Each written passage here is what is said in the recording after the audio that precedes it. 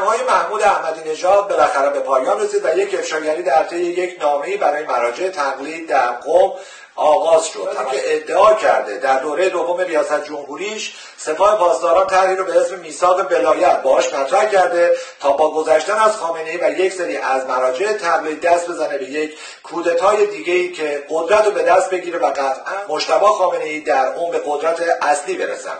بعد از گذشت یک ماه و اندی که ویروس کرونا توسط سپاه پاسداران به کشور ما راه پیدا کرد و اون هم از قم شیوع پیدا کرد بین مردم، مراجع تقلید شاهد این بودن که شوبر زنجانی در قم دچار ویروس کرونا شد، مبتلا شدن و فهمیدن که متن نامه محمود احمدی نژاد درسته.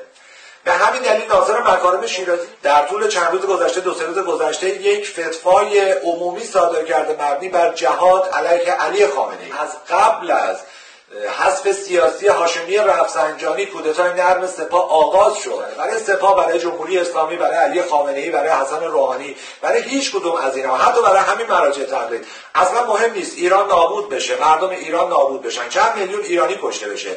امروز شما شاهد این هستید وقتی جنگ دایناسورها بر سر قدرت و ثروت در ایران آغاز میشه، خود دایناسورها، خود عواملی که جمهوری اسلامی رو روی کار آوردن، ناصر مکارم شیرازی و سایر افرادی که در این نظام قطب‌های اصلی بودن، به هم دیگه رحم نمی‌کنن. قطعا به من و توی ایرانی کلا اصلا رحم نخواهند کرد و در برنامه این افراد چیزی نیست به غیر از نابودی ایران و به قیمت کشته شدن میلیون ها ایرانی هم اگر تموم بشه ابایی نخواهند داشت. امروز وقت این رسیده برای جلوگیری از این که دوباره مجتبی خامنه‌ای یا هر کس دیگه از سمت سپاه به عنوان یک مهره ساخته شده از قبل بر سر قدرت بشینه تا دیکتاتوری 41 ساله‌شون رو ادامه بدن. من و تو ایرانی بلند شیم، به فکر خودمون باشیم، به فکر خانواده‌مون باشیم، به فکر ایرانمون باشیم. الان دیگه وقت تعلل نیست. وقتی که فتوای عمومی برای جهاد علیه خامنه‌ای از طرف ناصر مکارم شیرازی صادر شده، یعنی فاتحه جمهوری اسلامی خوانده شده. اینجا من و تو ایرانی هستیم که میتونیم ایرانمون رو نجات بدیم، خودمون رو نجات بدیم و نسل آینده رو سربلند کنیم.